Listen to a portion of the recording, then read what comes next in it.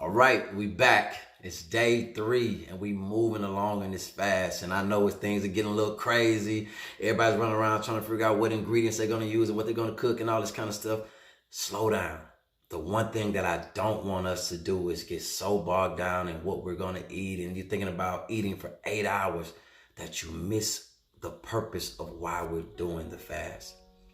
We're doing this fast to be able to get a closer relationship with God. And most of all, we're doing it because we want to hear God's voice. Think about this. Think about this question. What is the loudest voice in your life? The loudest voice in your life.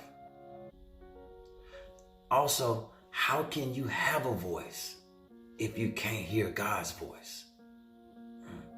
That's why it's so important that we pray specific prayers. That's why it's so important that we're intentional in our prayers, because God is calling us to listen today. He wants you to discover your destiny. He wants you to fulfill your potential. And the only way that you can do that is listen. And the enemy is trying to block out everything that God is saying by putting so much noise in your life. That's what he wants to do. The enemy wants to tell you that you're not worthy. He wants to bring up all of these lies so that you can believe it and they can become your truth. He makes us become our own worst critic. The only way that we can truly take back our lives and take control of our lives is we have to silence the noise. You got to get along with God. You got to stop talking and just listen. Stop talking and listen. There's a story in the Bible about Samuel. And Samuel keeps hearing this voice. He keeps hearing this voice over and over again. And he gets up and he runs to Eli and he asks Eli, did he call him?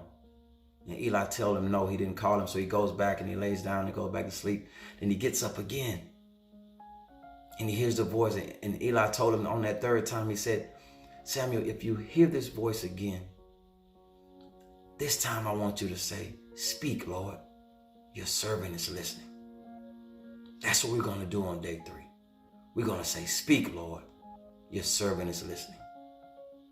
As always, FMC, we're a church with outstretched arms. We love you, and may God bless you and keep you is our prayer.